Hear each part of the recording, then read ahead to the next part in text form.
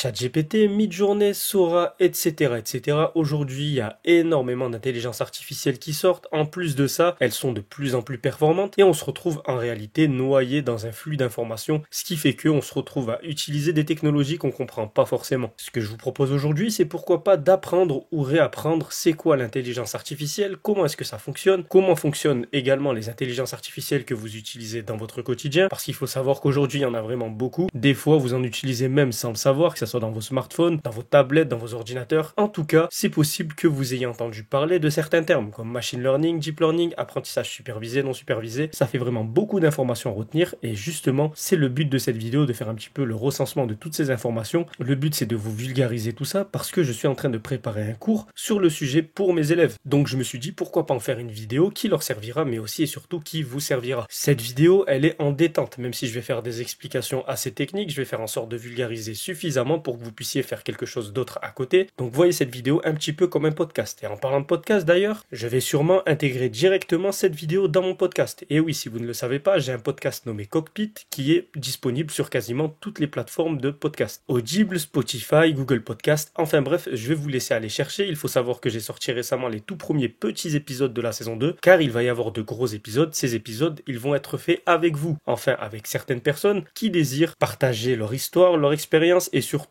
inspirer, conseiller et aider autrui. C'est ce que j'avais fait avec ma propre histoire dans la saison 1 de Cockpit. Mais bon, ma propre histoire, on l'a vue et revue. Maintenant, ce que je vous propose, c'est de découvrir d'autres personnes qui sont tout aussi intéressantes, voire plus intéressantes que moi et qui vous apporteront beaucoup plus. Si vous êtes intéressé d'ailleurs, n'hésitez surtout pas à m'envoyer des messages directement sur mes différents réseaux sociaux et on va enfin pouvoir commencer cette vidéo. C'est parti. Alors du coup, quand on parle d'intelligence artificielle, on parle de quoi? Eh bien, en réalité, on parle de deux notions qui sont englobées dans ce socle qu'on appelle l'intelligence artificielle, c'est le machine learning et le deep learning. C'est sûrement des termes que vous avez déjà entendus, mais en réalité, c'est quoi le machine learning et c'est quoi le deep learning et c'est quoi la différence entre les deux? Commençons par le commencement, mais surtout par le plus simple, le machine learning. Et du coup, le machine learning, c'est quoi? Eh bien, c'est très simple. À la base, un ordinateur, c'est pas quelque chose de réellement intelligent. C'est plus fait pour faire des calculs, créer des programmes qui vont exécuter ces calculs avec des informations que vous allez mettre en entrée, aller récupérer des résultats qui seront en sortie. Par exemple, calculer une distance. Mais alors, pour faire progresser la machine, on a dû avoir un raisonnement qui est totalement différent. Essayer de faire en sorte que la machine essaye de réfléchir comme un être humain. Comme par exemple, se dire que ce qu'on est en train de voir là, c'est un chat, et bel et bien un chat. Pour ce faire, c'est très simple, on va devoir ajouter une notion d'entraînement à notre algorithme, à notre programme. Cet entraînement va passer par un cycle de 3 tâches assez simples, performance, tâche et expérience. Si vous ne l'avez pas compris, grosso modo, une fois que vous passez par expérience, vous passez à tâche qui passe par expérience, qui repasse par performance et ainsi de suite. Prenons l'exemple du vélo. Pour faire du vélo, vous allez réaliser une performance par rapport à une tâche qui est faire du vélo et ça va vous donner une expérience. Quand vous allez reproduire une nouvelle performance sur le vélo, donc quand vous allez refaire du vélo, ça va vous générer une nouvelle expérience et ainsi de suite, jusqu'à que vous puissiez maîtriser correctement le vélo et que vous sachiez en faire. Et bien ce processus, c'est exactement le même quand vous allez entraîner une machine et ce qui va vous donner du machine learning. Mais du coup, le machine learning, c'est constitué de quoi et comment est-ce que ça fonctionne et surtout, ça va nous servir à quoi? Alors tout d'abord, avec du machine learning, ce qu'on va chercher à faire, c'est d'anticiper un résultat. Pour ce faire, on aura besoin de deux choses. L'algorithme qui sera défini par un apprentissage mathématique et un jeu de données. Pour vous faire simple, c'est tout simplement un échantillon d'une base de données et on va s'en servir justement pour entraîner notre algorithme. Pour obtenir un bon jeu de données, on va devoir passer par un processus de nettoyage et d'organisation d'une base de données et ensuite, avec ce jeu de données, on va procéder à l'entraînement, ce qui va permettre à l'algo de s'entraîner et d'évaluer ses performances pour savoir si il est bon ou s'il est mauvais. Donc par exemple pour le vélo, s'il sait suffisamment bien faire du vélo ou s'il chute constamment. Pour faire votre entraînement, vous avez différents types d'apprentissage. Commençons par le premier, l'apprentissage supervisé. Pour faire très simple, l'apprentissage supervisé, tout est dans le nom. En réalité, vous allez superviser l'entraînement de votre algorithme en définissant vous-même les données. C'est-à-dire, grosso modo, vous allez donner à la machine les questions ainsi que les réponses. Par exemple, imaginons que vous donnez à votre machine deux types de données. La première étant des images de chiens et la deuxième étant des images de chats. Comme vous aurez déjà défini au préalable qu'est-ce qu'une image de chien et qu'est-ce qu'une image de chat, votre machine aura juste besoin de s'entraîner pour s'auto-évaluer et pour minimiser les erreurs et obtenir une précision accrue sur les résultats qu'elle va vous proposer à la fin. Pour distinguer les chats des chiens, on fait ce qu'on appelle de la classification.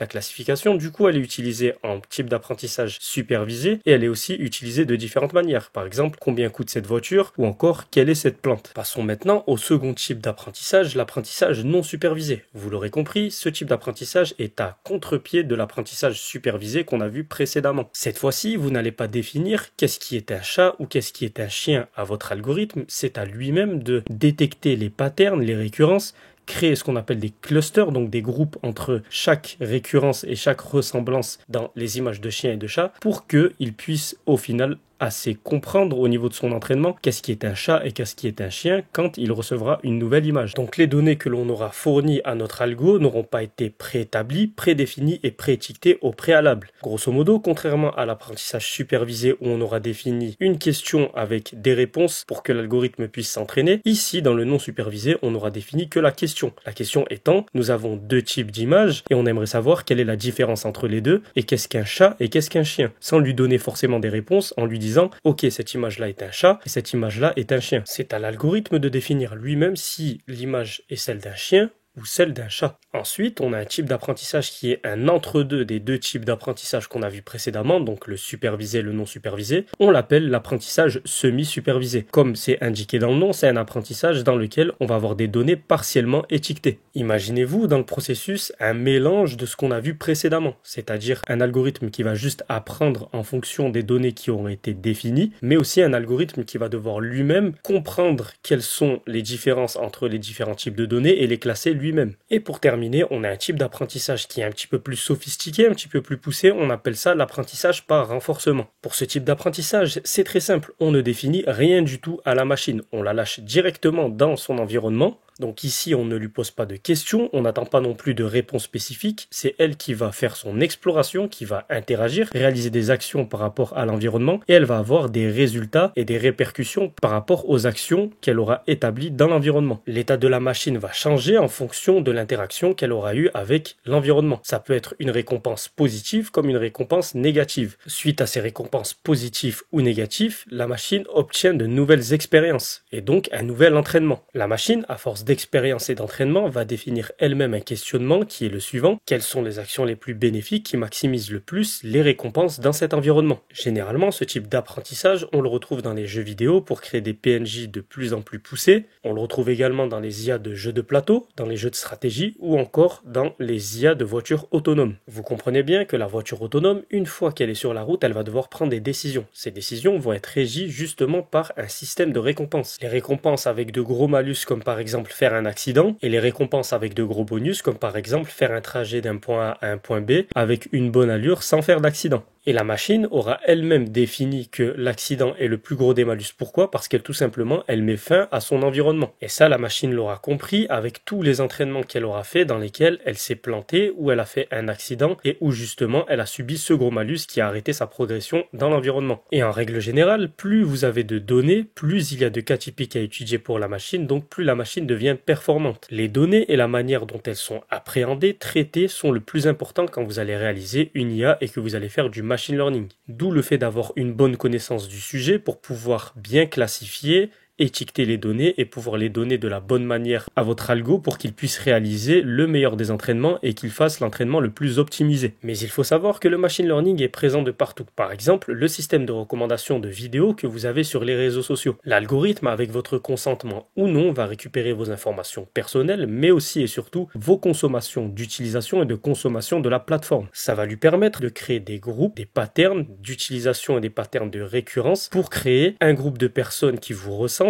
et dans lequel il va pouvoir proposer une recommandation personnalisée pour le type de personne dont vous faites partie et qui est par exemple les personnes qui ont l'habitude de regarder des vidéos de chiens et de chats. Avec ça, vous l'aurez compris, l'algorithme va créer des groupes d'utilisateurs avec des intérêts similaires dans lesquels il va pouvoir faire des propositions personnalisées et ça peut devenir très intéressant et très lucratif pour les sociétés si elles commencent à proposer des publicités ou encore si elles commencent à proposer du contenu personnalisé pour vous fidéliser et vous engager le plus possible. Passons maintenant à un type d'intelligence artificielle qui est beaucoup plus poussé que le machine learning, c'est tout simplement le deep learning. En effet, l'approche du deep learning est totalement différente de celui du machine learning. Ici, on va chercher à copier le système neuronal des êtres vivants. Chaque neurone seront interconnectés et s'impacteront mutuellement. Mais à quoi va bien servir un système neuronal à un algorithme, vous allez me dire? Eh bien, en réalité, c'est assez simple. Le deep learning est surtout utilisé pour faire du travail en profondeur sur beaucoup de données. C'est un terme que vous avez peut-être déjà entendu. On parle ici de big data, donc de millions de données. À ce moment-là, pour que l'algorithme puisse traiter autant d'informations, il va devoir créer ce qu'on appelle des poids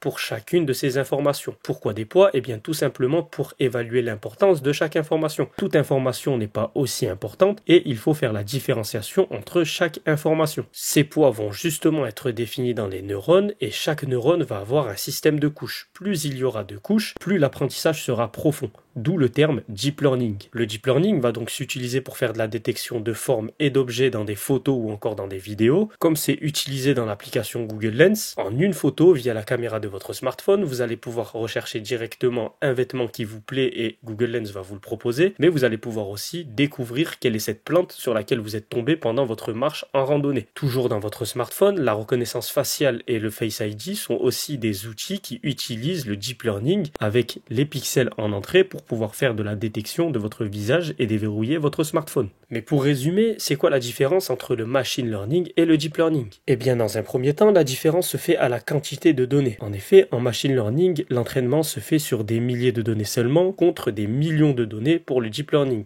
On parle ici encore une fois de big data. Le machine learning va donc être utilisé pour des tâches assez simples comme par exemple la classification et le clustering de chats et de chiens comme on a vu précédemment. Le deep learning, l'apprentissage profond, sera donc quant à lui utilisé pour des tâches un petit peu plus complexes et un petit peu plus poussées comme par exemple le NLP, Natural Language Processing, qui est utilisé par exemple dans ChatGPT. Donc c'est toutes les intelligences artificielles qui traitent du langage naturel, vocal, textuel, etc. Ou encore le deep learning s'utilise dans les différents types de détection de photos et de vidéos comme on l'a abordé précédemment. Mais pour réaliser de telles intelligences artificielles, qu'elles soient en machine learning ou en deep learning, est-ce qu'on a besoin de tout faire de A à Z? Eh bien non, ça serait contre-productif sachant qu'aujourd'hui il y a ce qu'on appelle des modèles qu'on peut réutiliser. Les modèles c'est quoi? Eh bien c'est tout simplement le résultat de l'entraînement d'un algorithme, qu'il soit en machine learning ou en deep learning, que vous allez pouvoir réutiliser sans pour autant passer par les différents entraînements. Il faut savoir qu'ils sont gratuits à l'utilisation car open source et ils sont vraiment nombreux. Scikit-learn, PyTorch, TensorFlow, Keras et j'en passe. Les modèles se découpent en deux parties et je vais essayer de vous les vulgariser le plus possible.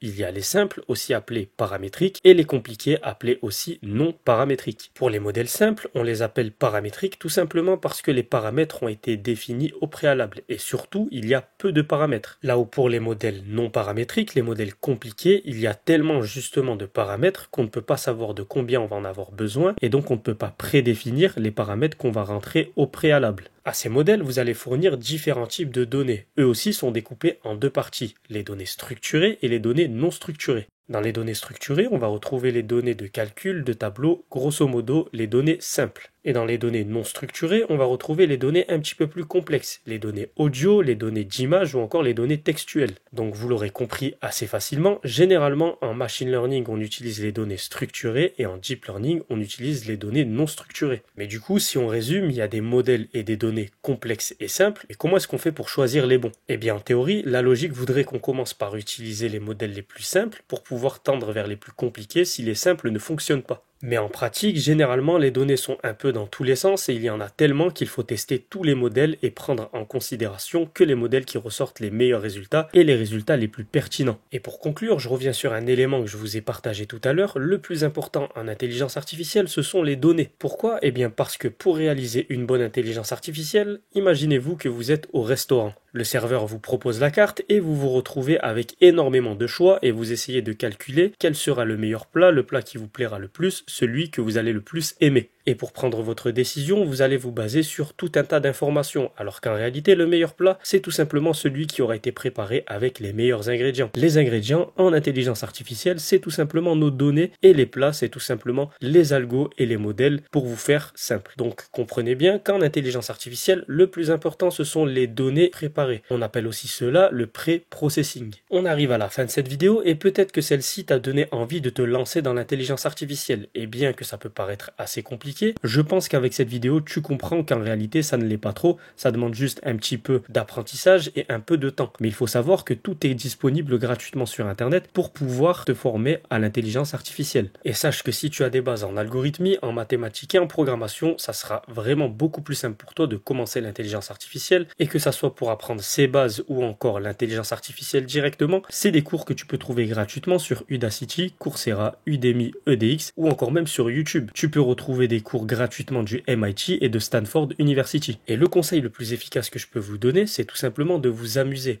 Prenez un domaine qui vous plaît, allez chercher un modèle d'intelligence artificielle dans celui-ci, lancez-le, retravaillez-le, modifiez-le et au final créez votre propre projet et vous allez voir que vous allez apprendre beaucoup plus rapidement et beaucoup plus simplement. Enfin bref, j'espère que le sujet t'a plu et qu'il t'aura été utile, qu'il t'aura permis de mieux comprendre comment fonctionnent les intelligences artificielles que tu utilises dans ton quotidien, que ça soit ChatGPT, Gemini ou encore Midjourney et j'en passe. Et sur ce, moi je te dis à la prochaine pour une nouvelle vidéo et fais comme les 2 pouces, like et abonne-toi.